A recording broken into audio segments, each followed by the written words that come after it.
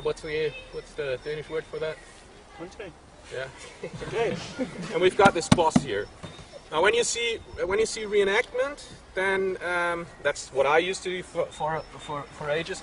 Then people hold the shield up square on, presenting the flat. All right. Weapons are always cleverly designed.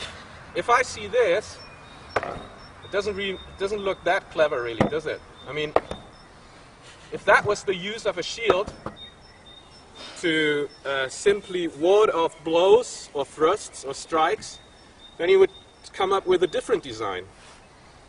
So why is the Viking shield designed this way? It's kind of strange that they would not attach straps to hold it this way. Well, that's because you fight differently here. And we came up with that because we were considering not only the later manuals, but also biomechanics. Now, we pick up swords to give you some impressions of the concepts we came up with, and I will explain why we think this might have been part of the repertoire of Viking Age fighters.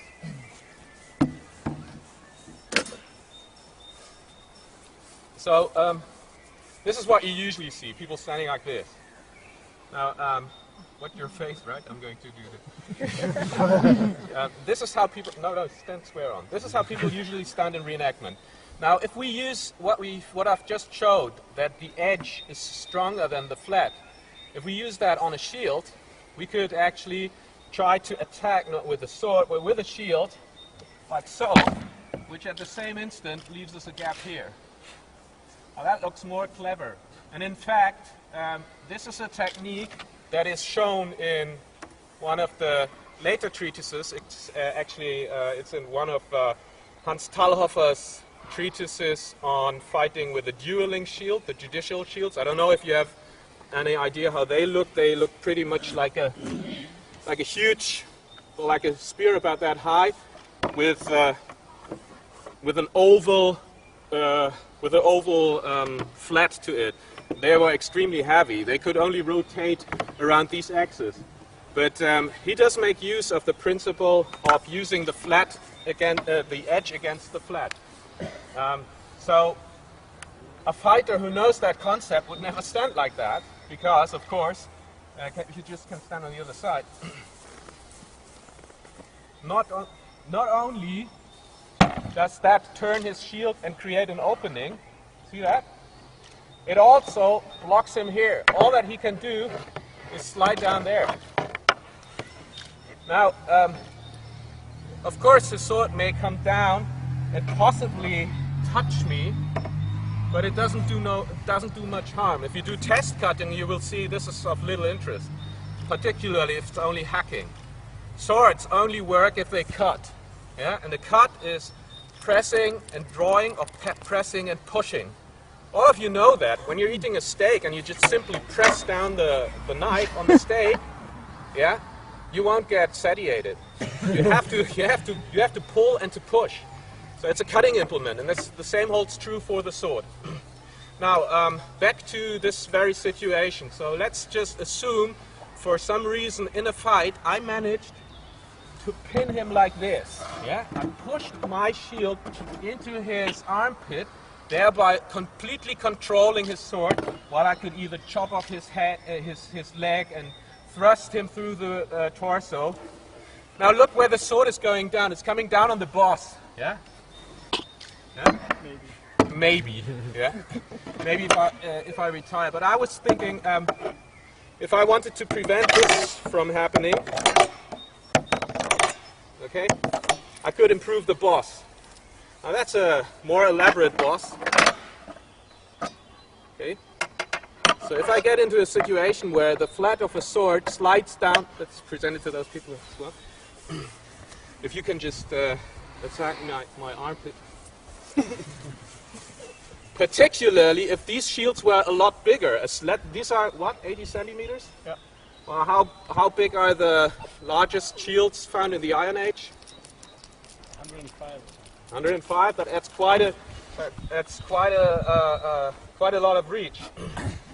Now, if that was even a bigger shield, though you attack me here, pinning this. Then I would be standing here, and I might, as my sword comes down, it might get caught here by these extensions that you see on Iron Age shields. Particularly if I'm retreating, because I know this attack is coming, and my sword is cutting down, trying to get around the shield and thrust here. I might get caught on one of these. Yeah. So I think that's just a theory. This is really to give you inspirations what to look for.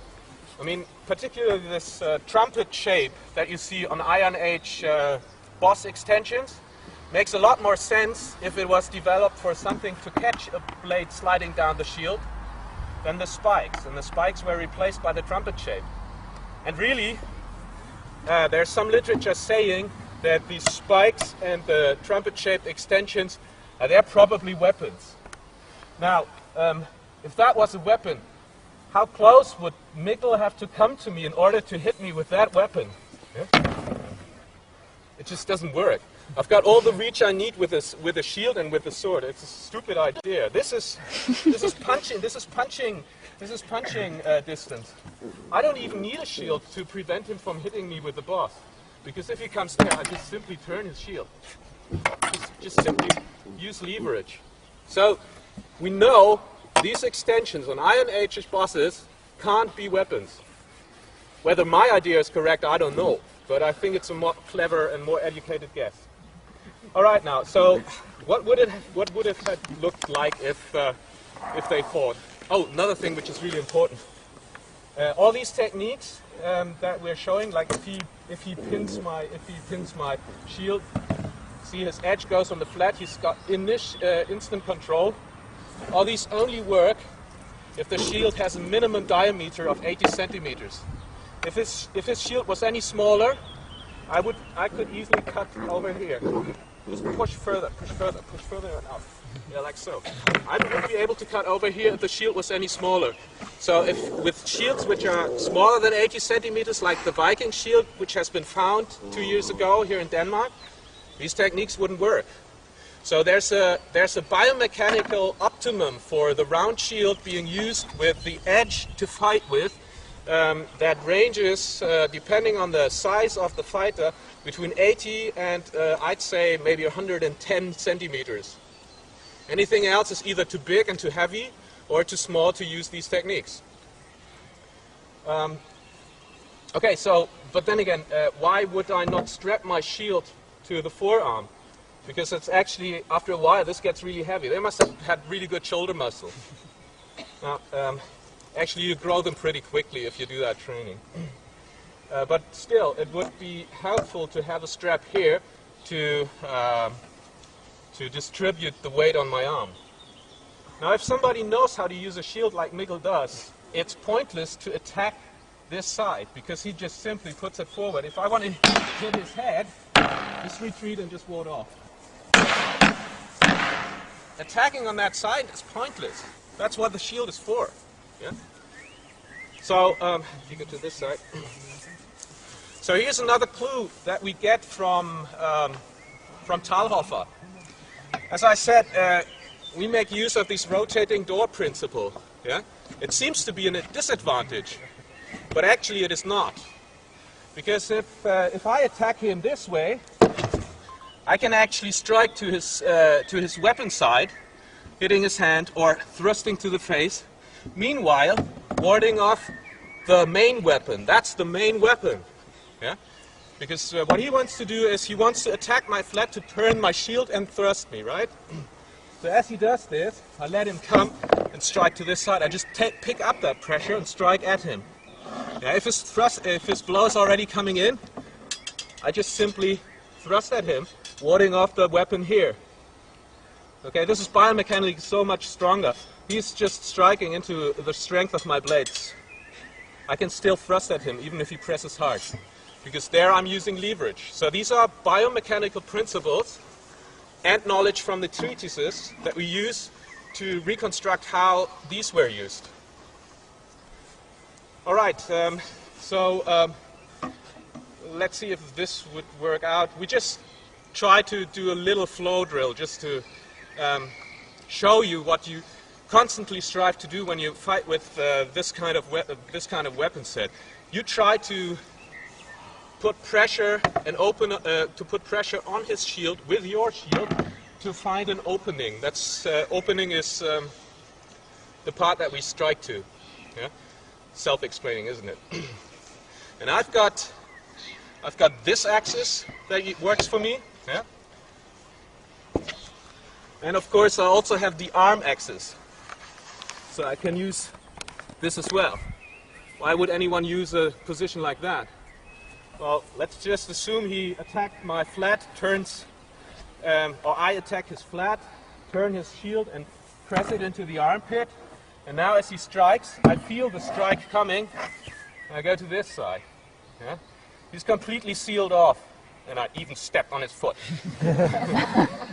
So during this process, I may easily feel where the pressure takes me, and then I may end up in a position where this edge is towards his face, and just simply give him an undercut with the edge of the shield. Here's another concept which we know from the treatises. It's fühlen, feeling. I feel in the bind, regardless of this, if this is a sword bind. If he gives me pressure, I feel where the pressure goes, and I can use this pressure. If there's no pressure, I can work against it. So I need this bind, I need this contact to actually feel what my opponent is up to. And the same applies to the shield. So,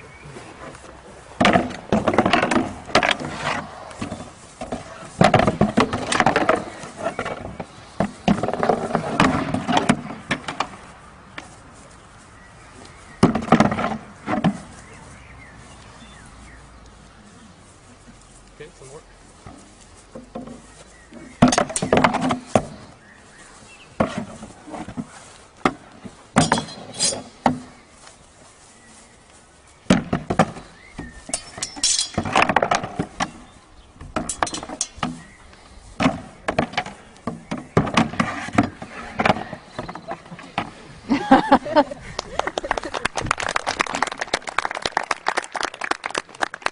This is just an impression of how the pressure goes. This wouldn't be an impression of a real fight. To simulate a real fight, you would need safety equipment. Because the main attack, let's put on masks. What you do with these is you use both weapons at the same time. This is the attacking weapon. This is the exploiting weapon. You create the opening with the shield, and at the same time, the sword moves and goes into the opening. It's like a matador. So if you turn the shield, at the same time you either thrust or cut. It's not boom, boom, boom, boom, or boom, boom. It's always at the same time. Because, and here is later fencing theory. We have something which is called tempo. That's from the Italian fencing. In the time frame, I can do something, he can do something. So if I would create an opening, just go into a regular guard. I'm trying to not attack this side. I'm trying to attack this side because he's already standing pretty sophisticatedly. So what applies here also applies on the inside. If I attack him like that and don't strike at the same time, but my chance is gone. I have to strike at the same time. Okay? Created a gap, went through. Works really nicely. Mikkel came up with an interesting concept of keeping touch with your edge and flat of the sword as you fence.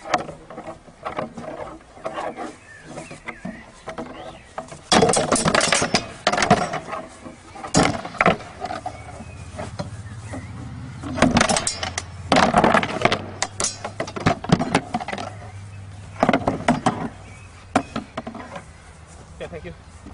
So, it's that fast that a fight goes. Guard. End of the story.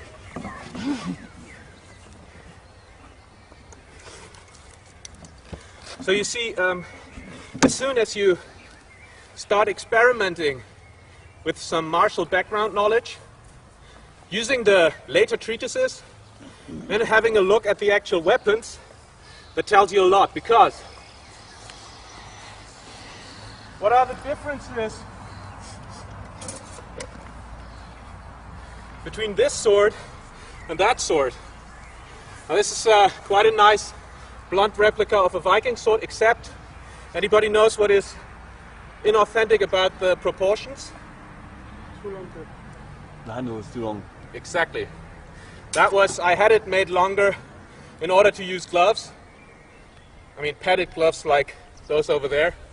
This is really what you want to use when you do historical fencing, because somebody who cannot hold a sword is done with, and that's the first target you see if he exposes his hand. So I thought, if I reconstruct Viking Age fighting, I need a longer grip so I can wear padded gloves or gauntlets. Now, I found out that the original design is much better. Why? Because it's virtually impossible to expose your hand. Look, if I strike at you, how would I expose my hand? And if I would expose my hand, a gauntlet wouldn't help me. You just simply cut off my arm. So that's the reason why Iron Age and Viking swords didn't need long cross guards. They didn't need long grips. They could do with antler fittings, because there is hardly any blade contact. It's a completely different system. This is about the shields. The shield is the weapon, and at the same time, the blade cuts. But the hand is always protected. You need a fast, light, and sharp implement which is solid in the hand. And you don't need a wide crossguard, because there's nothing to be expected coming down here. There may be occasional situations where you actually do have contact, but then this is enough. And the same is true for organic fittings, particularly this Roman styles with the half bolts. Yeah? They perfectly safeguard your hand if there is a bind. Not if somebody strikes to your hand, fingers are gone, and the organic fitting will not help you. But if there's an occasional bind and just slides down, see here he would hit me. If that was a wooden bowl, he would get stuck in the wooden bowl. So the gladius and the Sparta, the earlier forms, are actually very clever if you don't fight with blade binds, but with shield binds. Now, just to explain the difference, I will finally show you some of the shield fighting that is actually to be reconstructed, because we have actual